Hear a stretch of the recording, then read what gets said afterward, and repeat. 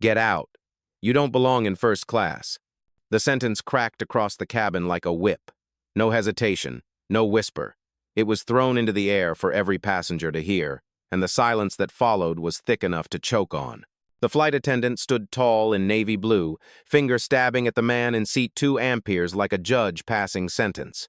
Behind her, the captain loomed with folded arms, his expression carved in stone. And further down the aisle, 2 airport security officers appeared, dark uniforms filling the narrow space, a threat in human form. But Marcus Carter didn't move. Black t-shirt, dark jeans, no Rolex, no designer briefcase, just stillness. His gaze lifted to meet hers, calm, anchored, unreadable. Around him, first class had stopped breathing. A woman clutched her pearls. A businessman froze with his phone half raised. In row 4, a blonde passenger angled her camera just enough to capture it all, the red dot on her screen glowing like a warning light. "Sir," the captain said, voice flat and practiced, "either comply or you'll be escorted off." Marcus blinked once, slow. He extended his boarding pass between 2 fingers, clean and crisp. The ink was fresh, the seat assignment clear. 2 amperes, first class, paid in full. The attendant didn't even glance. She snatched it, ripped it down the middle, and let the pieces flutter to the floor like torn paper money. "Not valid," she hissed. "You'll take economy or you'll take nothing." A ripple of unease spread through the cabin. Someone muttered, "He showed her the ticket." Another whispered, "This feels wrong." Phones began to rise higher, quiet witnesses turning into a jury. Marcus stayed silent. No protest, no raised voice. His stillness carried more weight than shouting ever could. The attendant leaned closer, voice sharp enough to cut skin. "People like you always try this. Fake cards, fake passes. Not today." That phrase landed like a gavel. People like you. It wasn't about tickets anymore. The blonde passenger in row 4 whispered to her phone, "This is discrimination." Her stream was live now, comments racing across the screen faster than the plane could ever fly. The captain's jaw tightened. He stepped forward. "Last warning. Stand up or you're coming off this aircraft." Marcus's hands remained folded on his lap. His silence wasn't weakness. It was calculation. And then memory flickered. Years ago, a different gate. A clerk scanning his slacks and button down, then shaking his head. Not the image we're looking for. That rejection had burned into him. Back then he left. But not today. Today he was Marcus Carter. Not the kid turned away. Not the man doubted at every checkpoint. Today he was the owner in plain clothes, a storm hidden in silence. He reached for his phone, slow, deliberate. His thumb hovered above one name. One call would tilt this cabin on its axis. But he didn't press yet. He let the insult hang in the recycled air. Let the witnesses absorb it. Let the silence grow teeth. Because storms don't start with thunder. They start with pressure. And the pressure in first class was rising. Marcus Carter had planned this flight with precision. No entourage. No private jet. No luxury watch ticking on his wrist. Just a plain boarding pass, a black t-shirt, and silence. He wanted to see for himself if the rumors were true, if Horizon Airlines still treated passengers not by their ticket, but by their image. Now, in seat 2 amperes, that silence was being tested. The shredded boarding pass lay scattered on the carpet like confetti from a party no one wanted to attend. The attendant stood over him, chest heaving with the kind of confidence that comes from assuming the cabin will back her no matter what. Behind her, the captain's posture grew firmer. His voice dropped an octave, controlled but edged with threat. "This is your last warning." The aisle felt tighter, narrower, suffocating. Security edged closer, hands hovering near utility belts. Passengers leaned in, whispering to each other. A young woman clutched her toddler, shifting uncomfortably. A man in row 5 whispered, "He hasn't even raised his voice." But perception was already stacked against him. Dark skin, dressed down, no signals of wealth to buffer judgment. To them, Marcus looked like a trespasser in his own seat. The attendant smirked, turning to her colleague. "Looks fake. We've seen this before." Her words weren't quiet. She wanted the cabin to hear, and they did. A wave of murmurs rippled across the rows. Some nodded, some frowned, some lifted phones higher. The witness in row 4 muttered louder into her live stream. "He showed ID, he showed his ticket," and they still ripped it up. The comments on her feed scrolled faster. This is insane. Racism. I'd sue. Don't let them drag him out. Marcus remained still. Stillness was his armor. His silence wasn't absence, it was control. The captain leaned in. Sir, people paid for these seats. We won't tolerate deception. Deception. That word carried the weight of accusation heavier than any seatbelt. Marcus let it sit in the air, unchallenged, while memories surfaced again, his 20s, applying for an airline job, told bluntly he wasn't the right image. His 40s, negotiating billion-dollar deals, still walking into rooms where no one expected him to be the man signing checks. Different uniforms, same doubt. Now those doubts stood over him in navy and stripes, convinced they held the power. A passenger 2 rows back couldn't hold it anymore. This is wrong, he said loudly. He's calm. He showed his pass. You can't just throw him out. The words cracked the tension, a small fracture in the wall of silence. Phones tilted toward the aisle. Security hesitated. But the crew doubled down. The attendant snapped, "Stay out of this. Policy is policy." Her voice echoed, sharp and brittle, as if saying it louder made it true. Marcus lowered his gaze, hands folding together in his lap. He breathed once, slow, deliberate. Then he reached for his phone again, because storms don't wait, they build. And the cabin was about to feel the first strike. The attendant didn't hesitate. She stepped closer, closing the distance until her shadow stretched across Marcus's lap. The shredded halves of his boarding pass still clung to the carpet at her feet. "Security!" she barked, her voice sharp enough to slice through the hum of the cabin. "Remove him, now!" The officers shifted forward, heavy boots echoing against the narrow aisle. Passengers gasped, phones tilted higher, a dozen red recording lights flickering like warning beacons. Marcus didn't move.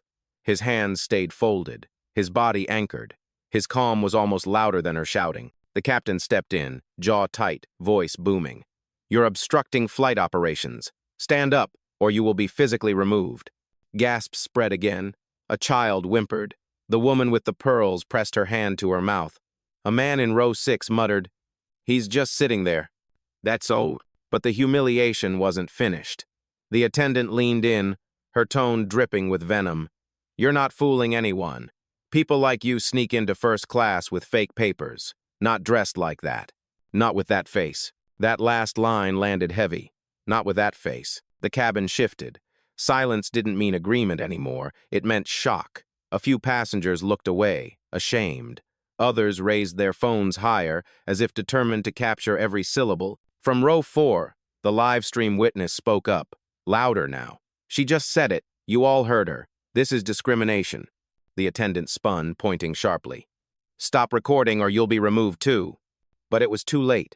The clip was already live. Thousands of eyes outside this cabin were watching, flooding the stream with outrage. "Unbelievable. Fire her. This man deserves justice." The captain motioned again to security. "Detain him." Todd 10. One officer reached forward, hand extended toward Marcus's shoulder.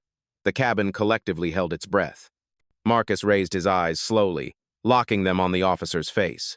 His voice, calm but cutting, broke the silence. "Touch me again, and you'll regret it beyond this cabin." The officer froze not from belief, but from the force in his tone. Authority pressed against authority, and for a moment, the air itself seemed to stall. Still, the crew pressed harder. The attendant yanked a handset from the wall, her voice loud enough for the whole cabin to hear. "Dispatch, this is Horizon Flight 623. Passenger in first class is refusing orders. Possible fraud. Possible threat." Fraud. Threat. The words weren't warnings, they were weapons. Phones caught it all. A ripple of outrage rolled through the rows. A businessman muttered, "She's lying." A young woman shouted, "He's calm. He hasn't done anything." But the crew didn't stop. They doubled down, their certainty masking their fear. And in the middle of it all, Marcus Carter sat motionless, a storm compressed into silence, waiting for the exact moment to strike. The cabin had become a courtroom. Every row was a jury box, every phone a witness stand. The charge against Marcus was loud and clear. Fraud, threat, trespass. Words stacked like bricks meant to wall him out. But Marcus Carter wasn't built to be walled out. He was built to break walls down. He lifted his phone, slow and deliberate, as if the weight of it could shift the air. A simple black rectangle, but in his hand it was a gavel. He tapped once. A voice answered instantly, crisp, efficient. Rachel speaking. Marcus didn't raise his tone. He didn't need to. His words slid through the tension like a blade. Log this. Horizon Airlines, Flight 623. First-class crew has escalated into racial misconduct. Alert the board.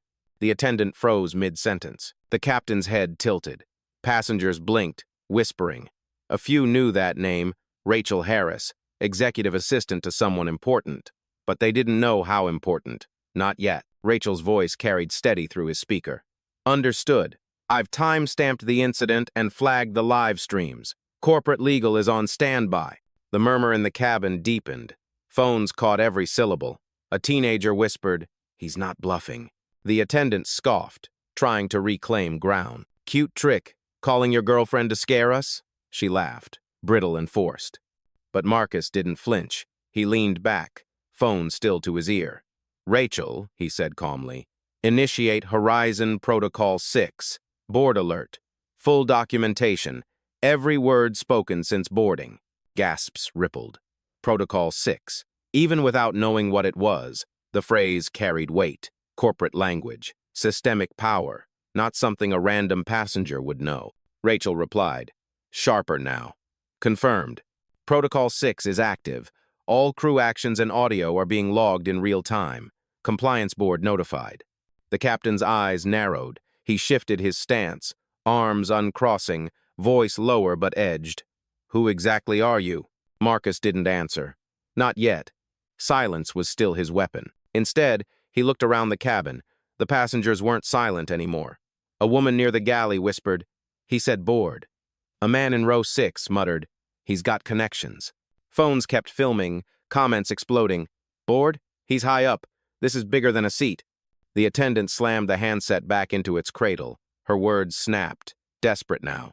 "You're still a liar. Protocols don't save fakes." But her confidence cracked. Everyone saw it. Marcus lowered his phone, folding it calmly in his hand.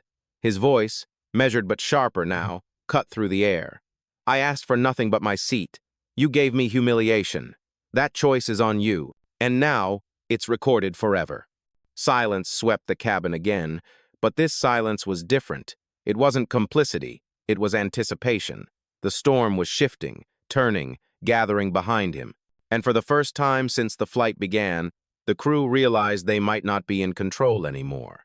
The silence was brittle now, like glass waiting to shatter. Every passenger leaned forward, phones raised, eyes locked on the man in seat 2 amperes. The crew had thrown everything at him, humiliation, accusations, threats. And yet, Marcus Carter sat calm, steady, phone resting loosely in his hand like a verdict not yet spoken. The captain stepped closer, voice low but firm. "Enough. Identify yourself, or you're leaving this aircraft." Marcus's gaze rose slowly, steady as stone. He let the words hang in the air, heavy with the arrogance of authority. Then, with deliberate calm, he stood. His frame filled the narrow aisle, commanding without raising his voice. "You want to know who I am?" His tone wasn't loud. It didn't need to be. The stillness in it was sharper than shouting. He turned slightly, not just to the captain, not just to the crew, but to the cabin, to the witnesses, to the phones. "My name is Marcus Carter," he said. "CEO, investor, 25% owner of Horizon Airlines." Gasps ripped through the rows like turbulence shaking the fuselage. A woman clutched her chest. A man lowered his phone only to whisper, "Oh my God." The witness in row 4 nearly dropped hers, whispering into the live stream, "He owns the airline. The airline." The attendant's smirk drained into silence. Her lips parted, but no sound followed. The captain blinked, posture faltering. Even the security officers hesitated, their hands lowering from their belts. Marcus didn't stop. His words flowed calm, deliberate, a quiet storm breaking open. "You tore up my boarding pass. You called me a fraud. You told me I didn't belong, in a seat I paid for, on a plane owned by the company I built." Phones caught every word, passengers frozen in disbelief. A businessman muttered, "He's serious." A teenager whispered to her mother, "He's on Forbes. I've seen him before." Marcus took one small step forward, his presence expanding beyond the aisle. "The problem isn't that you didn't know who I was. The problem is how you treated someone you thought was nobody. It was a mic drop, without needing a mic. The words slammed harder than any raised voice. The attendant's face flushed pale. She stammered, that can't be true. But her denial wavered, brittle as paper. The live stream chat exploded. He owns Horizon. Fire them now. This is justice. The captain's jaw tightened, but the authority in his posture had drained away. He wasn't commanding anymore. He was calculating, cornered. And Marcus? He stood calm in the aisle, the quiet center of a storm that had just turned against them. For a heartbeat, no one breathed. The words CEO owner, Horizon Airlines, still echoed in the pressurized cabin, heavier than the roar of jet engines. Then the silence broke not from the crew, not from security, but from the passengers. It started with a single clap. Row 4, the woman who had been live streaming, rose slightly in her seat and brought her hands together. Sharp, defiant, applause in a place where silence had reigned. Another joined, then another. Soon the sound rippled through the rows like a current, a wave of hands slapping together, voices rising. That's right, we saw it. He owns this airline. The crew froze. The attendant's face drained of color, her hands twitching at her sides. She glanced at the captain, but his authority had cracked. He looked less like a leader and more like a man caught in a spotlight he couldn't escape. Security shifted uneasily. They weren't hired to drag CEOs off planes. Their eyes flicked between Marcus and the passengers, every phone now raised like 100 tiny spotlights. A businessman in row 6 stood up. I saw everything, he said, voice clear, steady. He showed his ticket. He stayed calm. You humiliated him. He turned toward the crew. You lied. On record. On live stream. The witness in row 4 added, thousands are watching this right now. The world knows what you did. As the attendant shook her head, her voice cracking. This isn't real. He's bluffing. But her words carried no weight anymore. They dissolved under the sound of clapping, under the truth written in every recording, under the storm Marcus had unleashed without raising his voice. Marcus didn't move. He didn't need to. The cabin had moved for him. Passengers leaned into the aisle, some standing fully, forming a quiet wall of human resistance between Marcus and the officers. A teenager lifted his phone higher and shouted, Say it again! He's the CEO!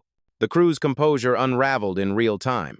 The captain's lips pressed tight, his eyes darting. The attendant's smirk had vanished, her voice trembling as she whispered, We didn't know. Marcus finally broke his silence, his voice calm but cutting, each word deliberate. You didn't need to know who I was. All you needed was decency, and you failed. The applause grew louder, now uncontainable, filling the cabin with a rhythm stronger than authority. The crew stood trapped in their own uniforms, pale and powerless, while Marcus Carter stood still in the aisle, the quiet center of a storm that had completely shifted. The applause subsided into a heavy silence, the kind that felt less like quiet and more like judgment. Every eye in the cabin was fixed on Marcus Carter. The man they had just learned wasn't a trespasser, but the very owner of the airline. Marcus lifted his phone again. His voice remained calm, measured. Rachel, he said evenly, escalate. Full review. Initiate termination protocol for Horizon Flight 623 crew. The words weren't loud, but they landed like thunder. Passengers gasped. Phones jerked closer. The attendant stumbled back a step, her face pale as frost. Termination. You can't. Her protest died the moment Rachel's voice rang out from the speaker, crisp and deliberate. Understood. Confirmed. Crew credentials will be locked immediately. The captain blinked, confused. Then his badge at his hip gave a single sharp buzz. He looked down. The small green light turned red. His access gone. One by one, the crew felt it. The attendant's handheld device beeped, screen flashing, access denied. Another attendant near the galley fumbled with her ID card, only to see the same scarlet warning. It spread like wildfire, authority evaporating in real time. Passengers leaned forward, whispering, He really can do this, a man muttered. That's corporate-level control. The captain's voice cracked, desperation breaking through his professional shell. This isn't how it works. Marcus finally stepped into the aisle, his presence steady, immovable. He didn't raise his tone, but his words carried like a verdict. You humiliated me in my own cabin. You accused me of fraud, called me a threat, Tore up my ticket. This ends now." The attendant's lips trembled. She turned to the passengers as if searching for support, but the cabin was already against her. A child whispered, "They're fired." Rachel's voice returned, clear and cutting. "Captain, attendant, senior crew, all locked out of Horizon's system. Effective immediately. Authority rescinded." The captain's face went white. His hands shook as he tried his badge again, but the red light only blinked faster, mocking him. Gasps filled the air, some mixed with applause, others with disbelief. A passenger muttered, "Justice. Right here, right now." Security officers glanced at each other, uneasy. They were no longer escorting a passenger. They were standing in front of the man who controlled the very airline that paid their contracts. One of them slowly lowered his hand from his belt and stepped back. Marcus looked at them, calm but absolute. "Stand down." They obeyed without hesitation. The cabin wasn't tense anymore. It was charged alive with the realization that the balance of power had shifted completely. And Marcus Carter stood at the center, quiet, controlled, dismantling an entire flight crew without raising his voice. The cabin erupted. Applause crashed like waves, louder this time, no longer cautious but full-throated, a roar of vindication. Some passengers rose halfway from their seats, clapping hard, voices carrying above the hum of the engines. "They're locked out. He really did it." "That's justice." The live-stream witness panned her phone across the aisle, her voice trembling with adrenaline. "You're watching this live crew just got terminated in real time. Their badges turned red. This is happening now." The comments on her stream flew so fast they blurred. Finally, someone with power fights back. "Fire them all. Horizon must respond." The lead attendant's composure shattered. Her voice pitched high, desperate. "This isn't fair. We were following policy." A businessman in row 6 barked back immediately. "Policy? I watched you tear up his ticket. I watched you call him a fraud. That's not policy, that's profiling." The captain tried to salvage ground, his tone cracking under pressure. We didn't know who he was." A middle-aged woman near the window shot up from her seat. "You didn't need to know who he was. You needed to treat him like a paying customer, like a human being." Her words struck like a hammer. Murmurs of agreement rippled through the cabin. "Exactly. She's right. We all saw it." The younger attendant by the galley, face pale, hands trembling, spoke without permission. "I checked the manifest this morning. Marcus Carter's name was on it. First class. Verified." The lead attendant spun on her, furious. "Stay out of this!" But it was too late. The truth had landed. Passengers gasped. Someone muttered, "So they knew." Another, "She ignored it on purpose." The live stream zoomed in on Marcus, calm, centered, phone still in his hand. The narrator's voice carried over the chat. "He doesn't even need to argue. The whole plane is arguing for him." The captain's authority crumbled further. He looked around, lost, as if the walls of the cabin themselves had closed in. His voice shrank. We made a mistake." The businessman snapped. "A mistake is spilling coffee. What you did was public humiliation." The lead attendant's hands shook as she tried to speak again. I thought," but her words dissolved, useless against the avalanche of witnesses. Marcus didn't move. He let the weight of silence press down until her excuses withered. Then he spoke, calm and final. "You thought prejudice was policy. That's the only mistake you made." The applause returned, harder, sharper, echoing through the pressurized cabin like thunder rolling across the sky. And the crew, once so confident, so certain now, stood small in their uniforms, trapped in the wreckage of their own arrogance. The applause faded into a charged silence, every passenger waiting for what Marcus Carter would say next. The crew clung to their last scraps of authority, but their eyes betrayed them. Fear had already taken root. Marcus lifted his phone again. His voice was calm, deliberate. "Rachel," he said evenly. "Connect. Legal. Full escalation." The cabin stiffened. Passengers leaned forward, phones trembling in their hands. The live stream witness whispered into her mic, "He's escalating to corporate legal. This is it." Rachel's voice came through, sharp and steady. "Corporate counsel is on the line. Authorization required."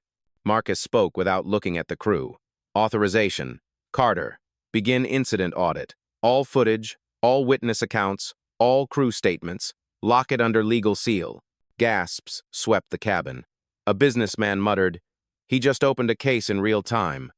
The captain stepped forward, voice shaking now. Wait, please. This doesn't have to go that far. Marcus turned his gaze on him, steady as stone. It already has. The lead attendant broke, her voice desperate. We were only doing our jobs.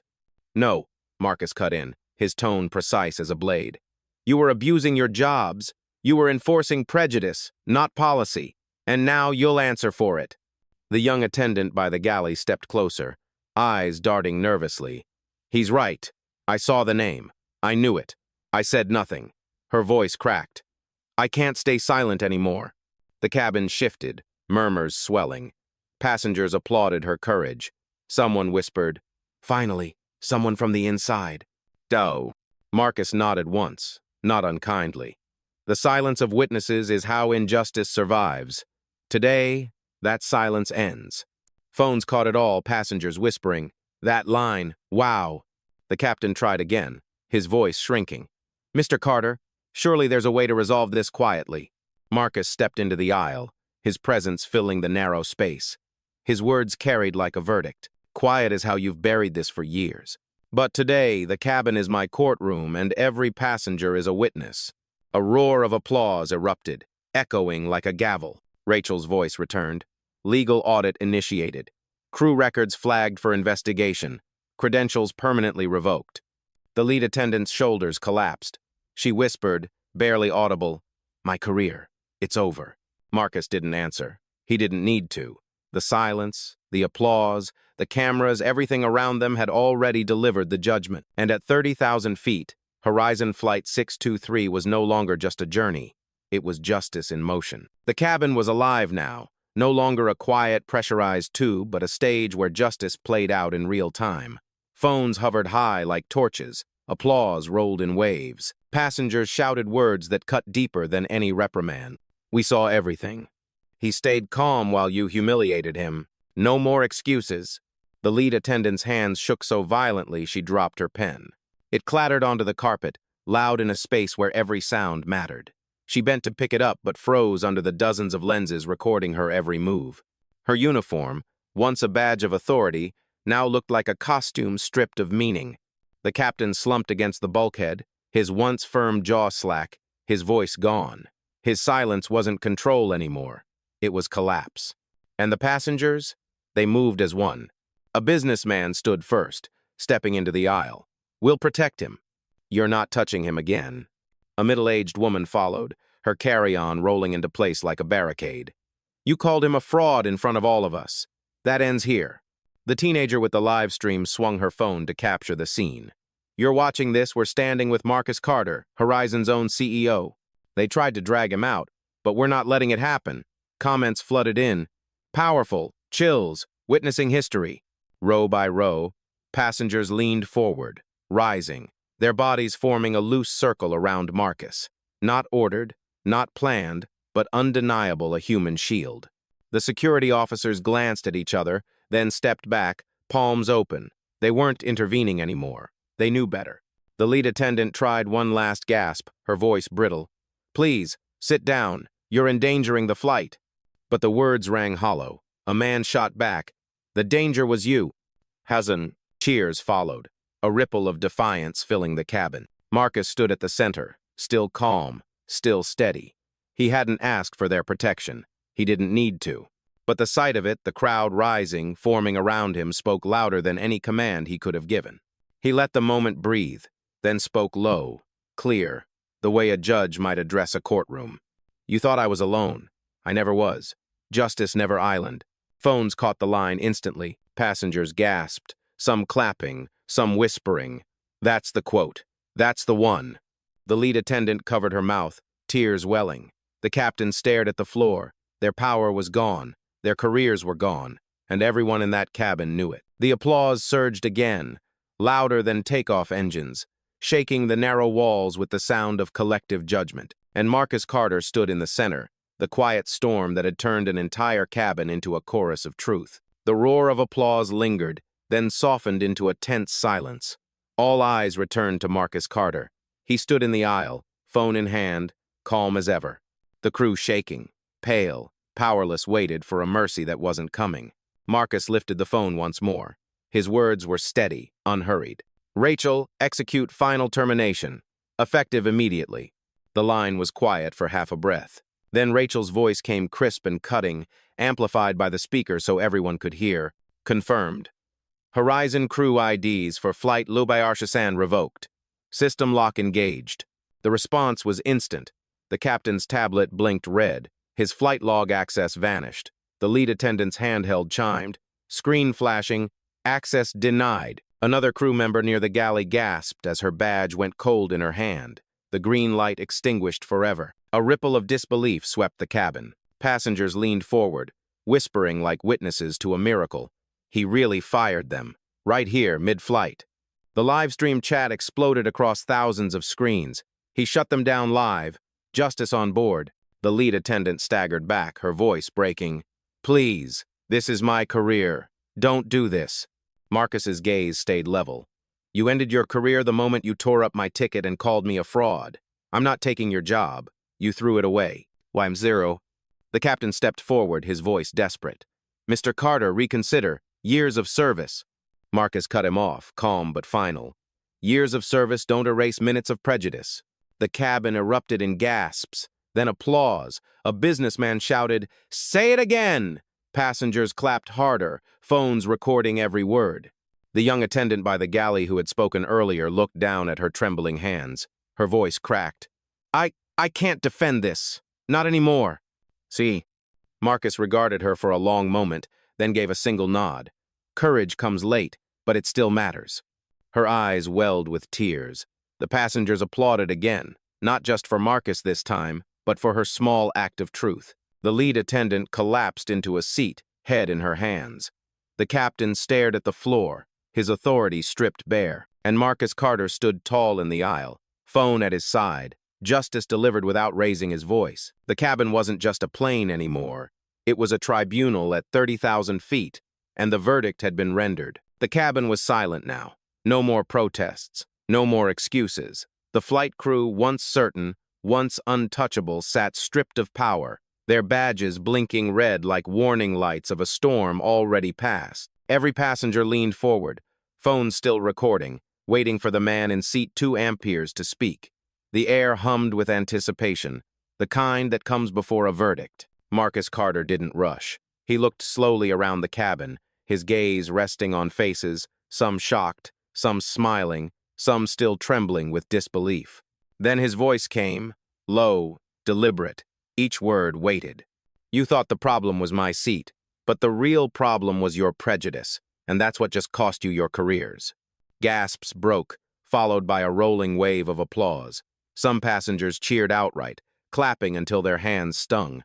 The live stream captured it all, comments flooding in like wildfire. Powerful, legendary, silent justice. This is history. Marcus let the noise swell, then raised a hand. The cabin quieted again, hanging on the gravity in his tone. I don't need revenge, he continued, steady as steel. I don't need to raise my voice, because justice doesn't shout, it stands. Phones caught the line instantly, passengers whispering. That's it, that's the quote. The captain lifted his head, eyes hollow. What happens now?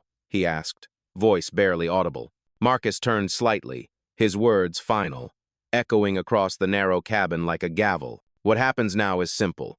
You leave this aircraft as passengers, not as crew. And you carry this with you not as shame, but as a reminder. Because power isn't uniforms or badges or policy. Power is integrity. And without it, you have nothing. Silence followed. A silence so deep it pressed against the walls. Then applause again, not frantic but steady, a chorus of affirmation. Marcus lowered himself back into seat, 2 amperes, calm as if nothing had happened. He placed his phone face down on the armrest and closed his eyes. The cabin wasn't just calm now, it was reverent. Witnesses knew they had seen something rare. Not rage, not spectacle, but dignity made visible. And as the engines roared, carrying Horizon Flight 623 higher into the sky, every passenger understood the truth. This wasn't just a flight, it was a lesson.